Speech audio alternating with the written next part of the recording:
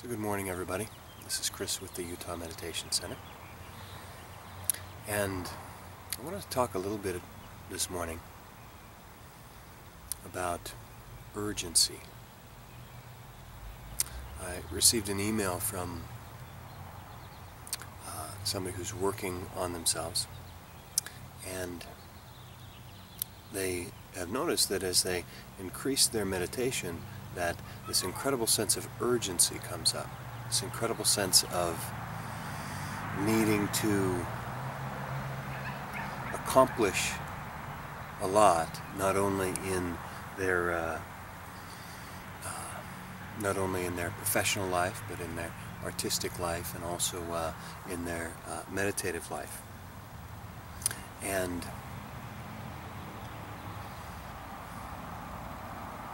in a way, this is par for the course.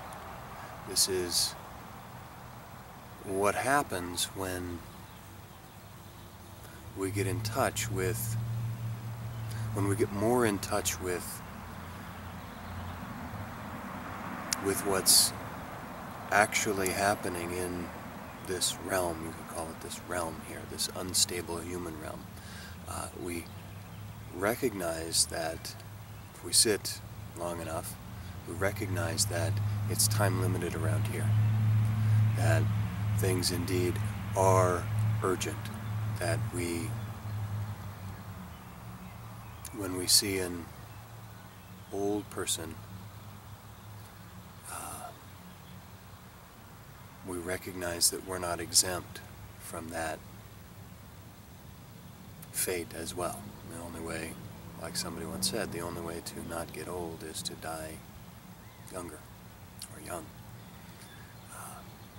So when we get in touch with the body and the mind as it's manifesting itself in this unstable realm, what we recognize is that there is a lot to do.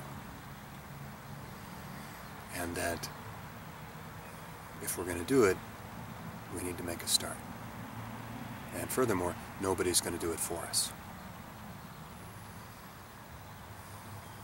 There's beauty in this.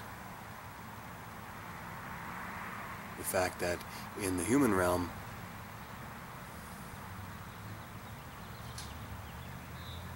there is something to lose. That's a beautiful thing.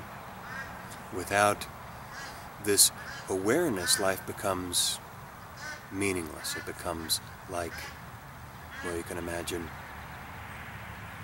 how exciting a game of solitaire is on your computer. Right? There's nothing to lose there. There's nothing at stake.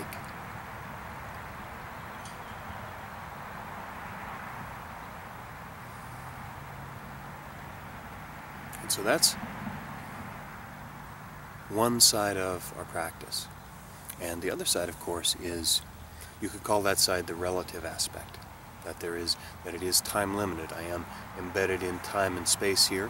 My hip is starting to hurt, and that means that I can't, but there are some things that are out of bounds for me now. For example, my eyesight goes, my cognition goes.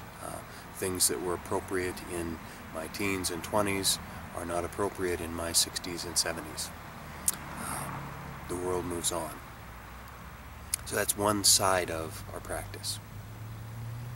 And the other side of our practice is, we could call it the numinous, or we could call it the absolute, or we could call it the sacred.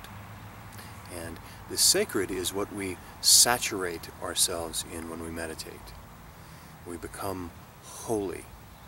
We, as one person said, Dogen Zenji, in the early 13th century, he said, meditation or seated meditation is like digging a cave in space.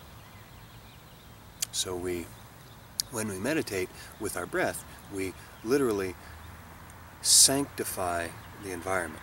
We literally make a cosmos out of the wilderness, out of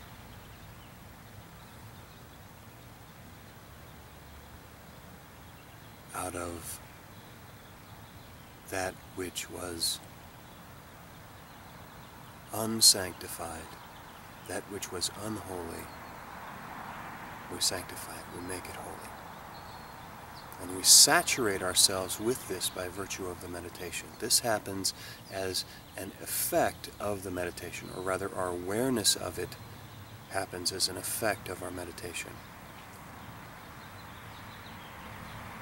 So in a way, it's not something that is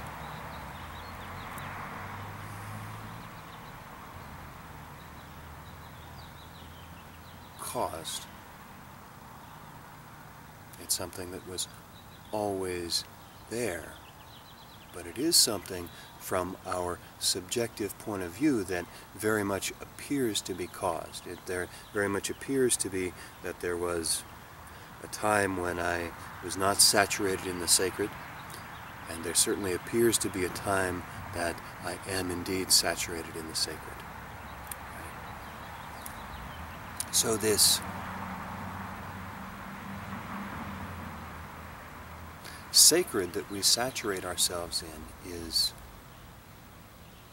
lifted out of the space around us. It is, we are infused with this property of the sacred that is present regardless of whether we completed any of the urgent tasks in our artistic, our familial, or our industrial life, our life in the workplace. So it becomes true no matter what the conditions of the environment, no matter what the conditions of the body, and no matter what the conditions of the mind. I remember reading about one of the Thai forest ajahns, one of the meditation teachers in Thailand, who, when he was getting older, he realized that his mind was starting to go. He was starting to have strange perceptions. And he told one of his students, he says, you know, my mind is starting to play tricks on me. But he said, that thing that I got from the meditation, that hasn't changed.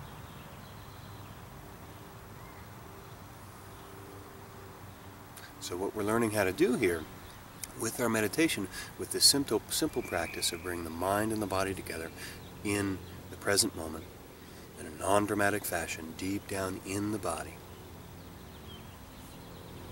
is we're learning a skill that will hold us in good stead no matter what happens, no matter whether we, regardless of the urgency or the lack thereof, regardless of whether the world seems very urgent. In the relative world, there's only a matter of time. You need to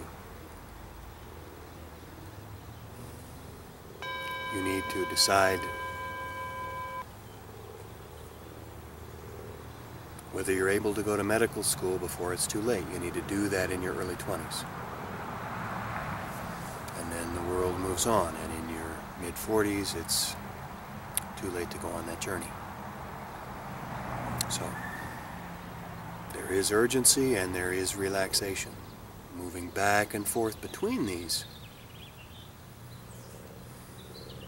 as we move deeper into the meditation, we realize that we have something that's true no matter what. So, my little bell rang. That means that in the world of time and space, it's time for me to go. Thank you all very much. Have a wonderful day.